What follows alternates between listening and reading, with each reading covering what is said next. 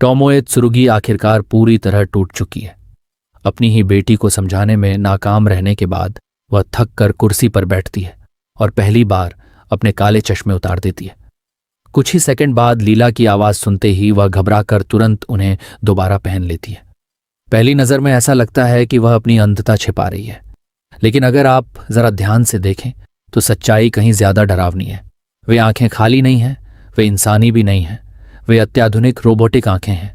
और अगर यह सच है तो इसका मतलब सिर्फ इतना नहीं कि टोमोए ने अपनी दृष्टि खो दी, बल्कि उसने अपने शरीर का एक हिस्सा मशीनों से बदल दिया।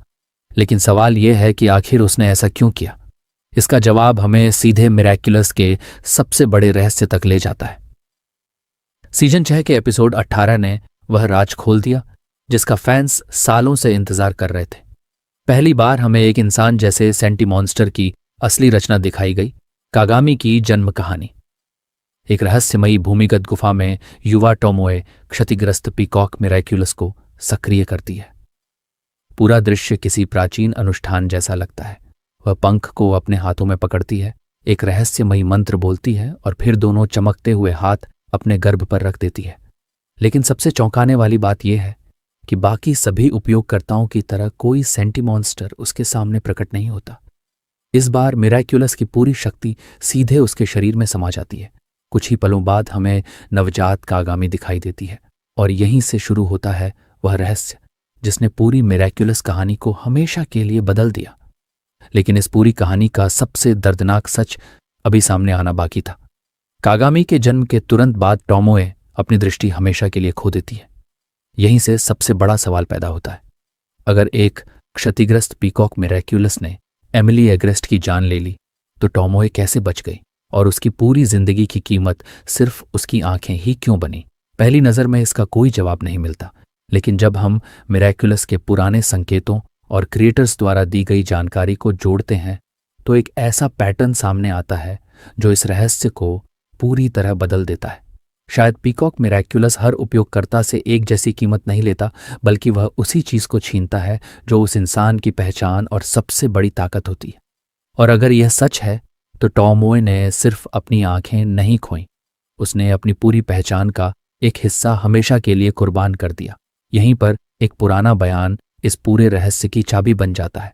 मिरेक्युलस के निर्माता थॉमस एस्ट्रुक ने एक बार संकेत दिया था कि क्षतिग्रस्त पीकॉक मिरेक्युलस इस्तेमाल करने वाले हर व्यक्ति के शरीर का अलग अलग हिस्सा प्रभावित होता है। ये कोई संयोग नहीं था। इसकी कीमत उस भावना से जुड़ी होती है जिसके साथ सेंटीमॉन्स्टर बनाया गया था। और अचानक टोमोए की कहानी पूरी तरह समझ आने लगती है। उसकी सबसे बड़ी ताकत सिर्फ उसकी आंखें नहीं थी, बल्कि उसकी दूरदृष्टि थी। हर चाल पहले से सोच लेना, हर संभावना का अनुमान लगाना और हर चीज को पूर्णता तक पहुंचाना, यही उसकी असली पहचान थी। कागामी जैसी परफेक्ट बेटी बनाने के लिए उसने उसी चीज की कुर्बानी दी जिसने उसे टोमोए त्सुरुगी बनाया था। उसने अपनी दृष्टि नहीं, अपनी विजन खो दी। लेकिन अगर यही नियम है तो एमिली, फेलिक्स के पिता और नाथली ने आखिर क्या खोया था? जवाब और भी ज्यादा चौंकाने वाला है। अब बाकी सभी मामलों को देखिए और एक ऐसा पैटर्न सामने आता है जिसे नजरअंदाज करना लगभग नामुमकिन है।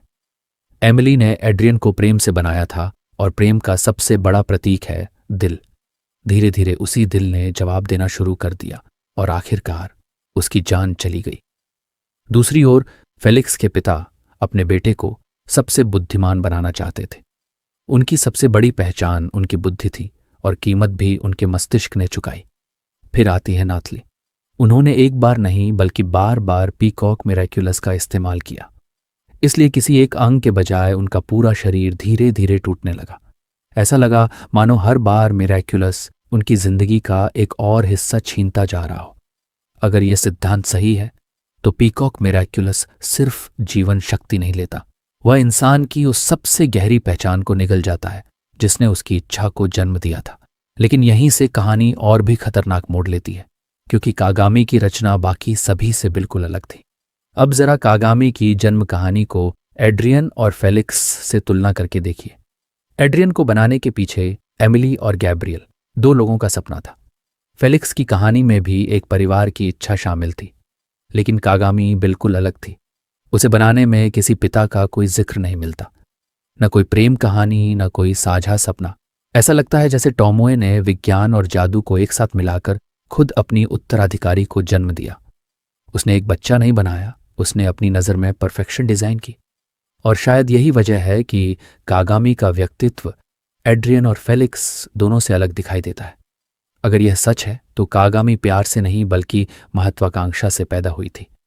लेकिन यह तो सिर्फ शुरुआत थी, क्योंकि अब कहानी में प्रवेश करती है वह किरदार जिसके बारे में शायद पूरी सीरीज का सबसे बड़ा रहस्य छिपा हुआ है, लीला।